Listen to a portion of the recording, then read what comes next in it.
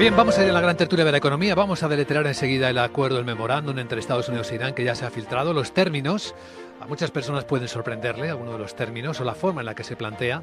Hoy nos acompañan en esta gran tertulia de la economía Antonio Sanabria, doctor en economía, profesor e investigador en economía aplicada en la Universidad Complutense de Madrid. Muy buenos días, Antonio. Buenos días. Juan José Rubio, que es catedrático de Hacienda Pública y exdirector del Instituto de Estudios Fiscales. Muy buenos días. Buenos días. Y José Ignacio Gutiérrez, presidente de la Federación de Servicios Financieros en la Confederación de Cuadros. Muy buenos días, José Ignacio. Muy buenos días y encantado. Bueno, pues lo que se ha filtrado es lo siguiente. Hago un resumen, una lectura muy rápida de lo que el texto que tanto medios de Oriente como de Estados Unidos están divulgando. La copia dice que Irán y Estados Unidos, junto con sus aliados en la guerra actual, declaran al firmar este documento, este memorando de entendimiento, un fin inmediato y permanente de la guerra en todos los frentes, incluido Líbano, y se comprometen a que de ahora en adelante no lanzarán ninguna acción hostil contra el otro y se abstendrán de la amenaza o el uso de la fuerza contra el otro. Dicen que Irán y Estados Unidos se comprometen a respetar la soberanía e integridad territorial del otro y abstenerse a interferir en asuntos internos del otro. Irán y Estados Unidos se comprometen a negociar y llegar a un acuerdo final en un plazo máximo de 60 días, prorrogable por consentimiento mutuo. Inmediatamente después de la firma de este memorando de entendimiento, Estados Unidos levantará el bloqueo naval y evitará cualquier interferencia u obstrucción contra Irán y restaurará el tráfico en un máximo de 30 días a su capacidad total. El tráfico de buques será proporcional al volumen de tráfico previo a la guerra por parte de Irán. Estados Unidos se compromete también a retirar sus fuerzas de las áreas circundantes en un plazo de 30 días después del acuerdo final. No del memorándum, del acuerdo final. Al firmar este memorando de entendimiento, Irán va a tomar inmediatamente medidas para garantizar que el movimiento de buques mercantes desde el Golfo Arábigo, hablan del Golfo Arábigo, ¿sí?, hasta el Mar de Omán y viceversa, se reanude en un plazo de 30 días al volumen previo a la guerra, teniendo en cuenta la necesidad de eliminar obstáculos técnicos y neutralizar minas por parte de Irán. Dice el memorando que Estados Unidos se compromete junto con sus socios regionales a crear un plan integral acordado por ambas partes para la rehabilitación y el desarrollo económico de Irán, garantizando una financiación de al menos 300.000 millones de dólares. Dice el memorándum que el mecanismo de implementación de este plan como parte del acuerdo final se va a formular en un plazo de 60 días, 2 meses. Estados Unidos se compromete a poner fin, según un cronograma que se acordará como parte del acuerdo final, a todo tipo de sanciones que actualmente enfrenta Irán. Todos los tipos de sanciones, incluidas las resoluciones del Consejo de Seguridad de Naciones Unidas y la Junta de Gobernadores de la Agencia Internacional de la Energía Atómica y todas las sanciones unilaterales de Estados Unidos, tanto primarias como secundarias. Irán reitera que nunca producirá armas nucleares, dice el memorando. Esta es la frase. Irán y Estados Unidos han acordado que el destino del material enriquecido, se refiere al uranio enriquecido, y el destino de todas las demás cuestiones nucleares acordadas mutuamente, incluidas las necesidades nucleares de Irán, se van a abordar adecuadamente en un acuerdo final. Irán y Estados Unidos acuerdan que, en espera de un acuerdo final, mantendrán el status quo. Irán mantendrá el status quo que en su programa nuclear, y Estados Unidos no impondrá nuevas sanciones a Irán ni fortalecerá sus fuerzas en la región. Estados Unidos se compromete a que después de la firma de este memorando y hasta la fecha del levantamiento de las sanciones, el Departamento del Tesoro de Estados Unidos emitirá exenciones para las exportaciones de crudo iraní, de productos petroquímicos y sus derivados, y todos los servicios relacionados, incluidos los bancarios, de seguros, de transporte y similares. Estados Unidos se compromete a que, a la luz del progreso de las negociaciones hacia un acuerdo final, los fondos y los activos congelados o restringidos de Irán se liberarán y se pondrán completamente a su disposición. Estos fondos, ya sea que se mantengan en la cuenta principal o se transfieran, se van a utilizar para cualquier pago. Se pueden utilizar para cualquier pago a beneficiario final determinado por el Banco Central de Irán y estarán completamente disponibles para su uso. Estados Unidos se compromete a emitir todos los permisos y licencias necesarios sobre esta base. Irán y Estados Unidos acuerdan que se establecerá un mecanismo de implementación para supervisar la implementación exitosa y el compromiso futuro con el acuerdo final. Y después de la firma de este memorando de entendimiento y al recibir las garantías sobre la implementación de lo que acabamos de contar, Estados Unidos e Irán van a entrar en negociaciones para un acuerdo final únicamente con respecto a los artículos restantes, a los que no figuran en el memorándum. El acuerdo final dice que se aprobará mediante una resolución vinculante del Consejo de Seguridad de Naciones Unidas. José Ignacio. Bueno, se decía mucho que era volver a la casilla de principio. Yo creo que no. Yo creo que aquí Irán vuelve al mercado completa y absolutamente. Va a suponer la inundación del mercado del petróleo y del gas en las próximas semanas. Segundo, se libera totalmente los capitales que tenían confiscado el gobierno iraní.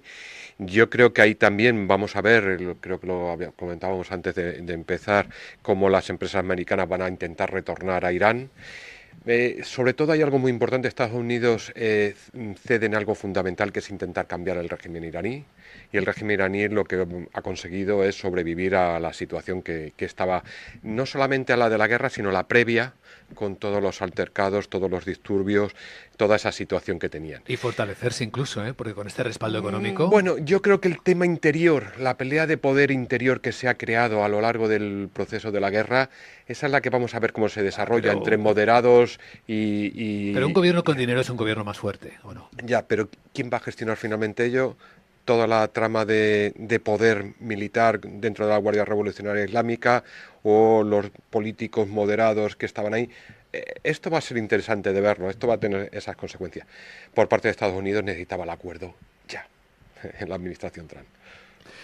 Sí, yo lo que veo es que si analizas punto por punto, en cada uno de ellos el ganador es Irán. O sea, está claro que ha conseguido objetivos fundamentales, como es el volver al mundo, porque ha estado muy limitado, muy constreñido desde el punto de vista financiero, exportaciones, etcétera, y es un acuerdo muy importante para ellos. Yo destacaría dos cosas.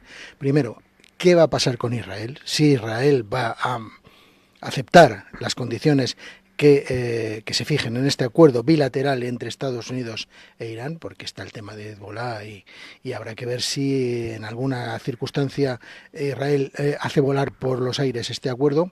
Y en segundo lugar hay otro tema importante, y es que de nuevo Europa está al margen de toda esta situación. Se hablaba de participar en una fuerza que permitiese quitar las minas en el estrecho de Hormuz, ¿no?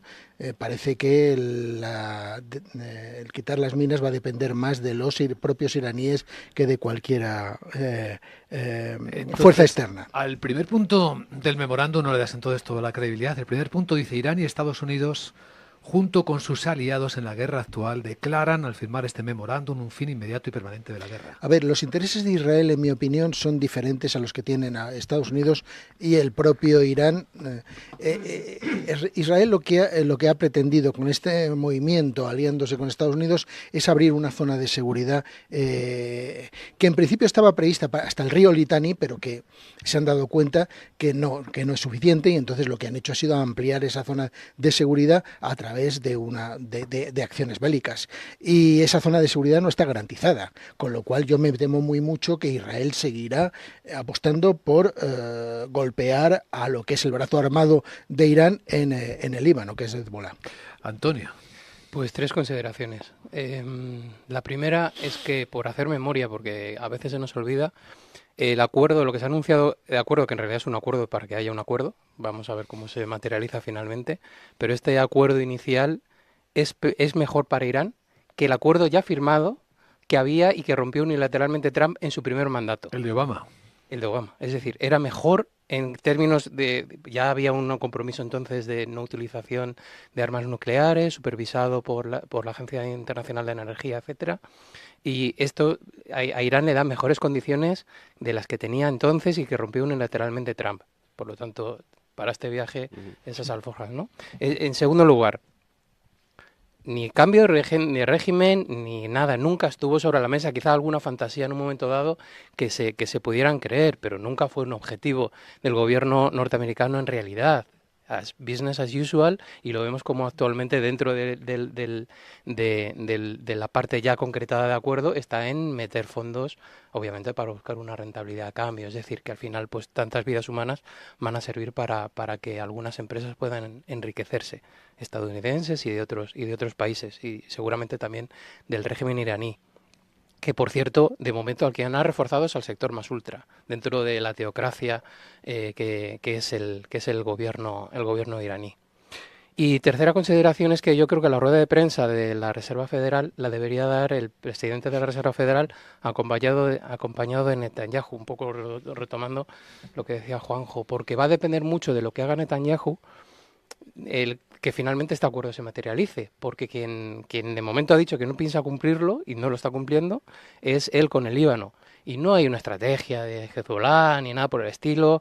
Hezbollah está más debilitada que nunca y Israel ha extendido su área, su ejército y su territorio, digamos, su extensión militar en más de 1.000 kilómetros cuadrados. Es decir, lo de área de seguridad y demás, bueno, creo que sobrepasa todo lo sobrepasable. Con un genocidio en medio, creo que una cuestión de supervivencia política de su presidente que ha convertido en su causa personal en una causa de país. Así estamos. Pero realmente va a depender de él. Y de la capacidad de Estados Unidos para imponerle, porque la dependencia militar de Israel con respecto a Estados Unidos es alta, pues va a depender de eso. Veremos a ver en qué queda. Yo soy cauto con estas cosas porque bueno, firmar acuerdos es una cosa y concretarlos pues es otra, ¿no? Sobre todo en un acuerdo en el cual hay cosas cogidas con alfileres, ¿eh? El Memorandum of Understanding no deja de ser un desideratum, pero ahora lo que hay que hacer es el negociar en esos 2 meses todos los acuerdos y habrá alguno que se pondrá en cuestión, ya lo veréis. O sea, realmente esto no está cerrado. Esto es, bueno, pues una patada a seguir, ¿no? Como dicen en rugby. Pero es verdad, por buscar un elemento optimista, que hay algo que une al régimen iraní y al gobierno de Estados Unidos. Y es el interés para que no seguir esa guerra. Sí, bueno. El único que ha querido o que quiere que eso continúe es el gobierno de Israel. Pero los otros dos no. Entonces es verdad que ese incentivo puede animar a que eso que está cogido con alfileres que yo comparto, pues finalmente pueda concretarse en algo más sólido. Ojalá que sí. Ojalá. Cambiemos de tercio, si os parece, volvamos a la economía española, porque en las últimas horas tenemos ¿cómo llamarlo? Es una reclamación de los empresarios españoles de la COE que piden al Estado, piden a la Seguridad Social que asuman el pago de las prestaciones y las cotizaciones de los trabajadores durante los primeros 15 días de baja por incapacidad temporal. COE lo que viene a plantear es que sobre todo las pymes, las micropymes, están ahora mismo en crisis de supervivencia cuando uno de sus trabajadores entra en baja laboral. Al tener que pagar a partir del tercer día la prestación, dice que esto no pueden con ello y entonces han hecho un cálculo. Cuentan que el absentismo, bueno, esto es un cálculo oficial del Instituto Nacional de Estadística, el absentismo en España se ha triplicado en los últimos 10 años. De hecho, España dobla en absentismo laboral la media de la Unión Europea. O sea, lo de España en este asunto es dramático. Y de los 33.000 millones de euros que se calcula de impacto económico que le cuesta entre el Estado y a las empresas este absentismo, 17.000 millones es lo que está corriendo a cargo de las empresas. Y lo que dice el presidente de COE, el señor Garamendi, es que no pueden con ello. Le escuchamos. De cotización y prestación de incapacidad temporal, actualmente pagada por la empresa entre los días 4 y 15. Y a estos efectos quiero recordar que casi el 69% de los procesos actuales son de menos de 15 días y, por tanto, y básicamente solo a cargo de la empresa. Así que tenemos esta escena que en España, aparte de la singularidad de lo disparada que es el absentismo laboral, las bajas son cortas, casi 2 de cada 3 duran menos de 15 días, lo que concentra el coste de las empresas. Y esto es especialmente insufrible, dicen. ¿Qué os parece? Yo lo que creo es que la Seguridad Social está al límite de sus posibilidades y que recargarla con costes adicionales ahora mismo es un problema grave. Lo que hay que hacer es actuar directamente contra lo que es la problemática del absentismo laboral. Y muchas veces la problemática del absentismo laboral está vinculada a una ineficaz actuación por parte de las administraciones públicas en cuanto al tema de sanidad. O sea, hay que agilizar todo el tema de revisión de las bajas laborales desde el punto de vista médico y sanitario, porque se dilatan enormemente. Probablemente aquí las las propias mutuas van a tener un papel fundamental. Yo creo que, volviendo al principio, creo que la Seguridad Social está al límite de sus posibilidades y que asumir esto en un momento en el cual el absentismo laboral se está disparando sería un coste adicional inasumible. Claro, la pregunta es, ¿a quién sobrecargas? ¿A la Seguridad Social o a las empresas con el riesgo de que mueran y se destruya el empleo? Es cierto que el informe de COE señala que la raíz del problema tiene mucho que ver con el deficiente funcionamiento de los servicios públicos de salud. Claro. Y de inspección. Aquí Y también hay una parte muy importante. Claro, es que es parte Exactamente. del sistema de sanidad, ¿no? Precisamente desde el Ministerio de Seguridad Social se solicitaba a las empresas que se creara un mecanismo de inspección desde el punto de vista empresarial para poder revisar todo ese problema de absentismo.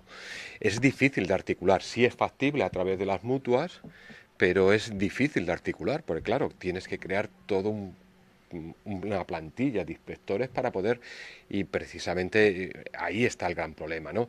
Yo creo que también aquí hay una deficiencia de toda la sanidad primaria, y yo creo que ese es uno de los grandes retos que tenemos. No es una cuestión de echar culpas a nadie, pero sí es una cuestión de replantearnos todo lo que es la sanidad primaria, que es donde yo creo que también radican muchos de los problemas, ¿no? Y luego es curioso, en la época del COVID el absentismo bajó tremendamente en España. ¿Por qué? Porque todas las ayudas estaban vinculadas precisamente a la revisión de todos y cada una de las situaciones. Ahí sí hubo un efecto muy importante de inspección, tanto por la parte pública como por la parte empresarial, y eso decae precisamente con la normalización, ¿no? Yo creo que aquí deberíamos llegar a una especie de acuerdo de Estado para tratar de recuperar, porque esto va más, además. No es algo que estemos viendo que, bueno, sea circunstancial. No, esto va más cada día y la situación se está complicando y podíamos, yo creo que el aviso que hace COE es un aviso real, que tenemos un problema tremendamente importante y que además más afecta a las pymes que a las grandes empresas, y precisamente el 94% de nuestro tejido empresarial son pymes. Antonio. Yo creo que para empezar hay que ser precisos con el lenguaje. Absentismo laboral es una cosa, una baja médica es otra distinta. Pretender confundir las dos cosas como hace la COE creo que es incorrecto. Es otras cosas también, pero vamos a dejarlo en incorrecto. Porque cuando alguien no acude al trabajo porque tiene una baja médica, presuponer que lo que está haciendo es escaquearse del trabajo es presuponer mucho y cargarse el principio de presunción de inocencia y del propio médico, etcétera. Yo creo que, como bien se ha dicho, hay un tema que exige atender a unas causas, y las causas pues están desde ver los efectos que hay sobre la salud que se observan a partir de la salida del COVID, del confinamiento, que pues con el COVID persistente inicialmente se pensaba que era eso, pero se ha visto que eso persiste, temas de salud mental, etcétera. Bueno, pues habrá que analizar esas cuestiones de manera rigurosa. Hay un informe de la IREF que ya intentaba tantear esto, pues profundizar por esa vía. Yo creo que el tema de la atención primaria es un tema a seguir, de los déficits en atención primaria. Hay una cuestión que cuando las comunidades autónomas asumieron la competencia en el ámbito sanitario, se apostó mucho, y además electoralmente funcionaba muy bien, en la construcción de grandes centros hospitalarios, centros especializados, que hoy está muy bien. Pero igual es más importante no tener un cardiólogo a 50 metros de cada casa y sí tener una atención primaria que precisamente lo que hace es reducir el uso de atención hospitalaria, que muchas veces es cuando la atención primaria ha sido insuficiente. Reforzar esa atención primaria, esa inversión puede resultar en un coste a medio plazo más barato para la sanidad pública, pero también para las empresas, pero como también algunas comunidades autónomas han apostado por desinvertir en atención primaria y fomentar el recurso a seguros privados en algunas comunidades como Madrid, ya con saturación de esa atención por parte de seguros privados, pues tenemos ese otro problema. Y por último, yo comparto con lo que ha dicho Juanjo. Hombre, estamos diciendo que si las pensiones por arriba y por abajo, y ahora le pedimos a los mismos que han dicho eso, le están pidiendo a la Seguridad Social que le paguen los primeros 15 días de baja. Tampoco cuadra mucho esa situación, sin negar el problema obviamente en cuanto a esas bajas, con el tema de que sea una situación que está llevando a la ruina a un montón de empresas, cuando los datos de creación de empresas no dicen tal cosa. Insisto, sin negar la cuestión, pero vamos a tampoco digamos, exagerar el drama. ¿Qué dicen los datos? Datos de OCDE, de Eurofund, de Randstad Synergy, los que se han ido publicando. Si lo comparamos con los otros países de Europa, la tendencia de aumento del absentismo laboral es creciente en todos los países. Lo que pasa es que España encabeza con mucha distancia al resto de los países europeos. ¿Y qué hay de los modelos? Comparativamente, ¿cómo lo tratan los países vecinos? Portugal, Francia, Italia. Alemania es una excepción, ¿eh?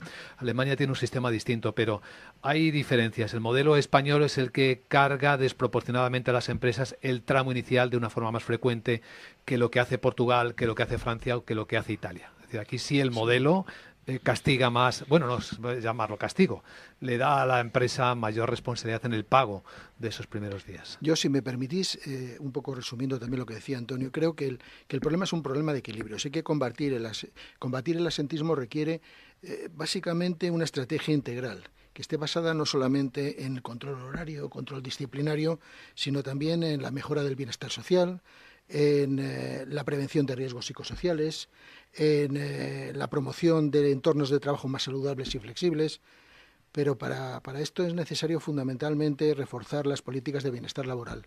Yo creo que el tema de la salud mental es un tema cada vez más grave dentro del ámbito empresarial.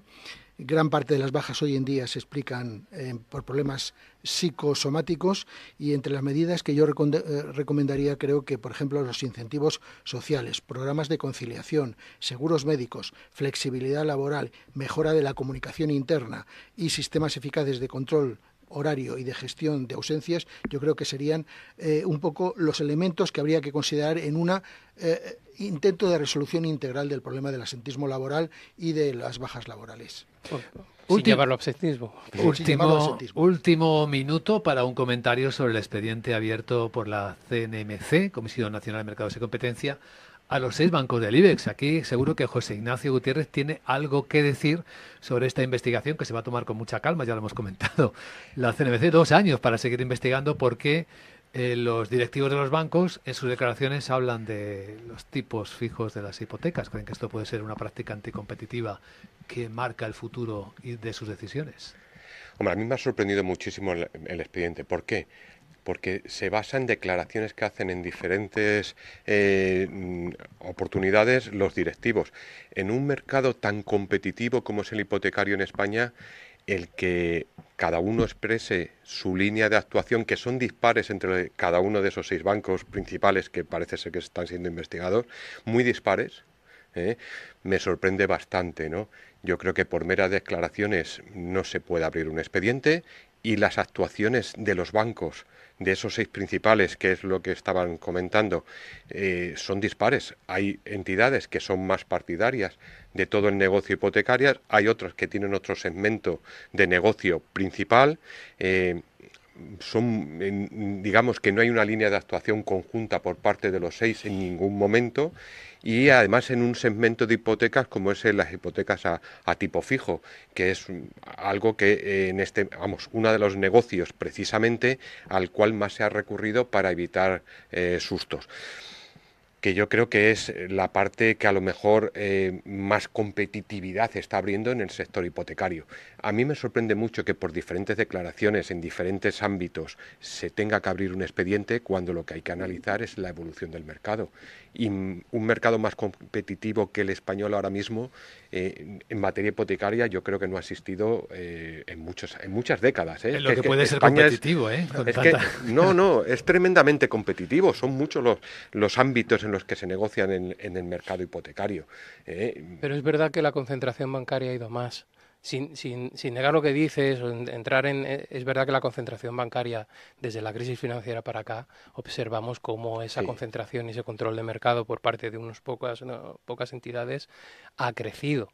y que la competencia que ejercían las cajas de ahorro, por ejemplo, ha desaparecido, bancos más pequeños han sido absorbidos por los más grandes, etcétera. Eso yo creo que también es verdad. Es que es compatible lo que estáis diciendo. Menor oferta hace que los que quedan en el mercado sean mucho más competitivos. Es que ha habido menor demanda, es verdad, y también menor oferta, pero bueno, yo no veo mal que se analice. A mí lo que me sorprende es que se anuncie el inicio de la investigación. Yo creo que es más adecuado, pues una vez que tengan los resultados, pues darlos y ya llegar al Tribunal Supremo. Queridos amigos, vamos a ver cómo vienen los mercados. Ya vienen Laura Blanco y Sandra Torrecillas con su informe de preapertura. Gracias a Juan José Rubio, a José Ignacio Gutiérrez y a Antonio Sanabria en la gran tertulia de la economía. Que tengáis un buen día. Un placer como siempre. Bien.